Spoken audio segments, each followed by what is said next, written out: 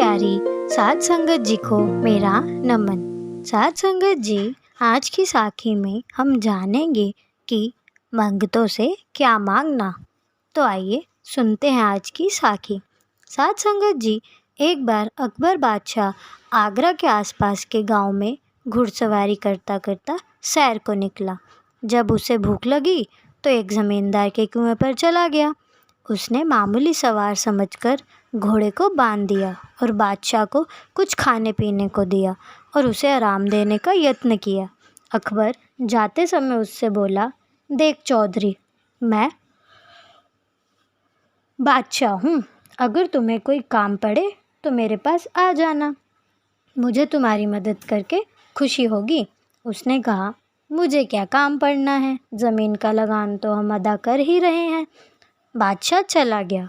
मालिक की कुछ ऐसी मौज हुई कि ज़मींदार को कोई काम पड़ गया।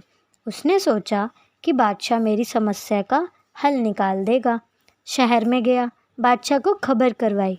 बादशाह ने उसे अंदर बुला लिया और समय बादशाह नमाज पढ़ रहा था। नमाज के बाद बादशाह ने हाथ उठाकर दुआ मांगी। चौधरी सब कुछ देख रहा था। जब बादशाह नमाज से फारिग हुआ तो ज़मींदार को देखकर उसका स्वागत किया और पूछा कि कैसे आना हुआ। ज़मींदार ने आजीज़ी से पूछा, कृपया मुझे बताएंगे कि आप क्या कर रहे थे। बादशाह ने कहा कि खुदा से दुआ मांग रहा था कि मेरा मुख काम हो जाए, मेरे राज्य में शांति रहे, वगैरह वगैरह। यह सुनकर ज़मींदार ने कहा, धन्यवाद, मैं जाता हूँ। बादशाह ने पूछा, क्यों, क्या बात है, तुम किसी काम के लिए नहीं आए थे। कहने लगा, हाँ आया तो था, पर मैं भी उसी से मांग लूँगा जिससे आप मांगते हैं। बेशक आप बादशाह हैं, पर मैंने देखा कि आप भी मंगते ही हैं।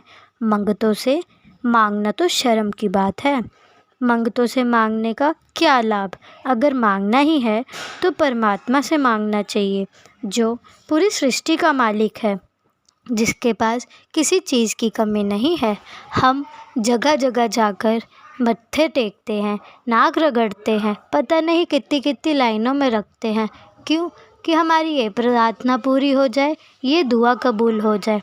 पर हम यह भूल जाते हैं कि हाँ, हम अपने कर्मों का भुगतान दे रहे हैं और अगर हम इस जन्म में आए हैं तो कर्मों का भुगतान दिए बिना यहाँ से नहीं जा सकते हैं।